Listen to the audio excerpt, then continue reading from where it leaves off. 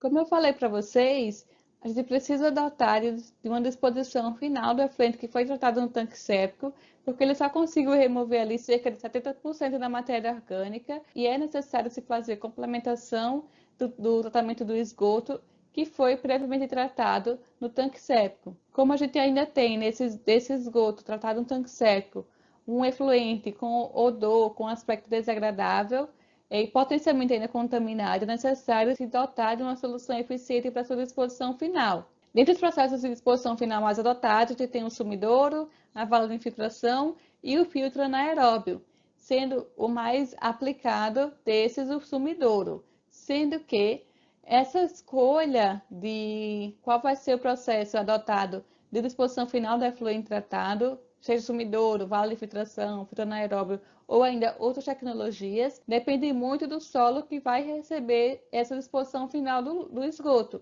Então, se eu tiver uma profundidade de lençol freático muito rasa, eu não vou conseguir adotar o sumidouro, por exemplo. E aí vai ser mais indicado utilizar a vala de infiltração. Ou se eu não tenho um grau de permeabilidade do solo muito alta, eu não vou conseguir fazer essa infiltração do efluente final em sumidouros ou vala de infiltração, e aí vai ser mais indicado a utilização de um filtro anaeróbio. E, se for o caso, utilizar o manancial, né, subterrâneo, algum poço, para o sistema de abastecimento de água, também vou precisar ter cuidado em relação qual vai ser a melhor forma de exposição final, ou como construir, ou onde colocar essas exposições finais do esgoto tratado no tanque séptico. Então, o primeiro caso, do sumidouro, vai ser uma escavação feita no terreno, para a disposição final do efluente do tanque séptico, e esse esgoto ele vai infiltrar pela área vertical, pelas laterais, pela parede do sumidouro. Alguns locais vocês podem encontrar o sumidouro como sendo aquela fossa absorvente que a gente viu anteriormente, sendo que eles vão ter o mesmo tipo de aspecto construtivo,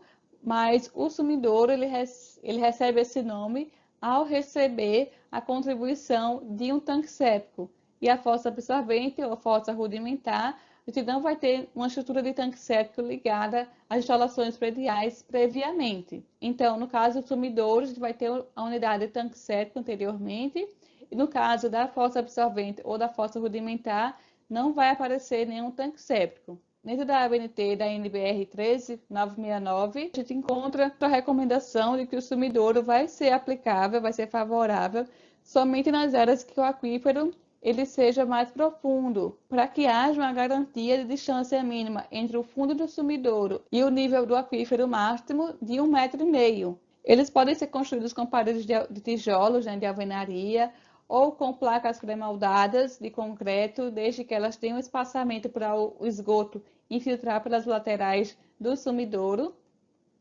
E como efeito de dimensionamento, considera-se a área lateral do sumidouro, pois o fundo logo se colmata. Então, como a gente vai ter uma fração de esgoto, né, que sai do tanque séptico ainda com a parcela de substâncias dissolvidas em suspensão nesse esgoto, esses solos eles podem vir a colmatar logo o solo rapidamente.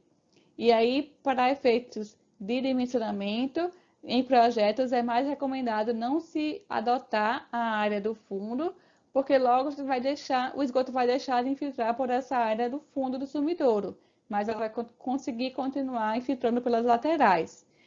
Mesmo assim, em alguns casos, isso é apenas uma recomendação, ele não é obrigatório, e em alguns casos vocês podem encontrar o dimensionamento do sumidouro, considerando também a área do fundo. Aqui mostra, né, o exemplo de como seria esse sumidouro. Eu tenho a tubulação de entrada que recebe o esgoto que vem do tanque séptico. Eu posso colocar aqui no fundo do sumidouro brita, né, um pedregulho, e as laterais do sumidouro devem ser construídas de maneira que facilite a infiltração do esgoto por elas, né, por essas laterais.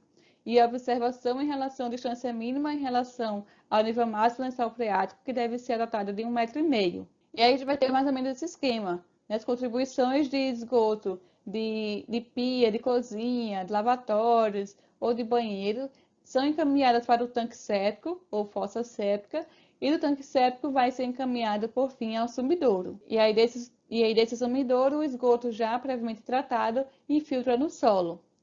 A gente ainda pode encontrar esquemas em que a gente tem a fossa séptica encaminhada para um filtro anaeróbio e, por fim, que vai ser encaminhada para o sumidouro. No caso da vala de infiltração, ela vai ser um conjunto de canalizações numa profundidade mais rasa em relação ao sumidouro, de maneira que o solo ele consiga absorver o esgoto efluente do tanque séptico, também da mesma forma que o sumidouro.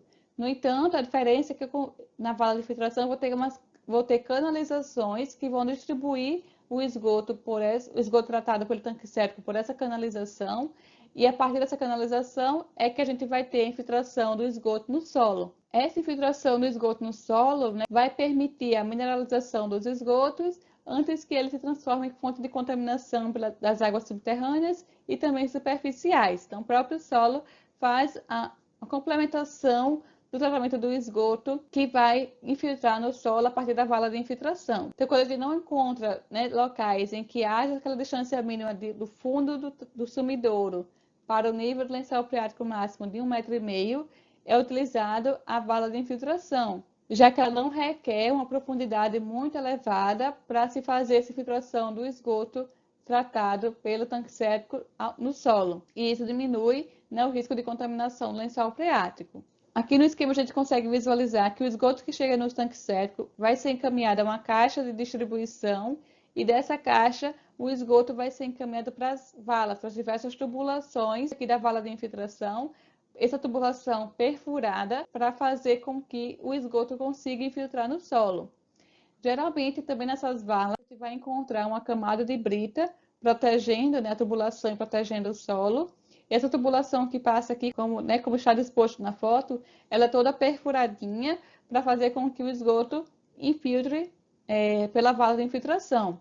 Aqui a gente consegue ver a caixa de distribuição, e dessa caixa a gente vai ter a disposição do esgoto pelas valas, pelas tubulações. E essa quantidade de tubulações, né, o comprimento dessas tubulações, a profundidade, a largura das valas, é tudo dimensionado também com base nas normas que recomendam esse dimensionamento da vala de infiltração. E vocês conseguem, né, visualizar que a profundidade em relação à superfície do solo é bem baixa. E por isso que ele vai ser mais indicado para casos em que o nível do lençol freático também é mais elevado.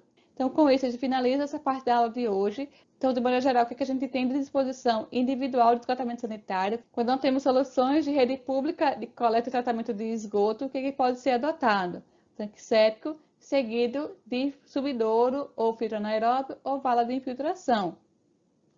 E quando não for possível adotar o tanque séptico devido à falta de sistema de abastecimento de água em alguma localidade, ele pode utilizar aquelas soluções de via seca, como vocês viram anteriormente. Certo? Então, bons estudos, a gente se vê na próxima.